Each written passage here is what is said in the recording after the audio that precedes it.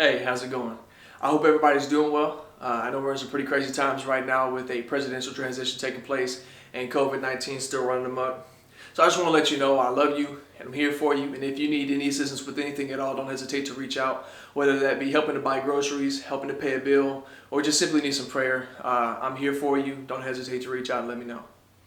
I know it's been a little while since I've released any music, in part due to work's been pretty crazy and building a business is taking a vast majority of my time. I've recently reached a point to where I have more time, just not enough to work on music, unfortunately. However, back in high school, I used to do spoken word and poetry, so I figured why not make things more interesting and do that instead.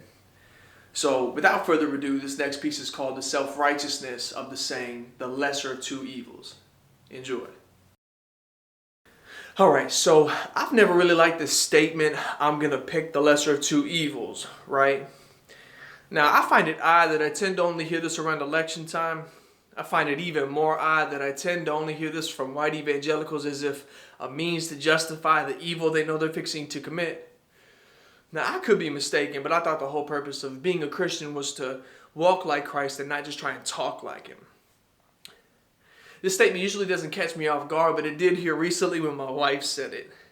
It caught me off guard for multiple reasons, one of which being for the last 2 years she's been teaching me about social injustice, systemic oppression, and racism, all of which I've known little to nothing about up until I met her, oddly enough.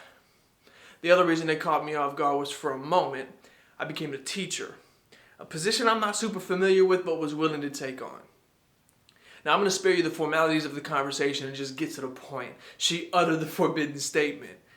So I asked her, "Baby, what do you mean you're going to pick the lesser of two evils?"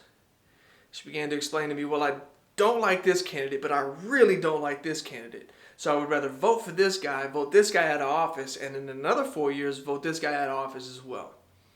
I said, "Yeah, but what happens when the next person that runs is just as evil?"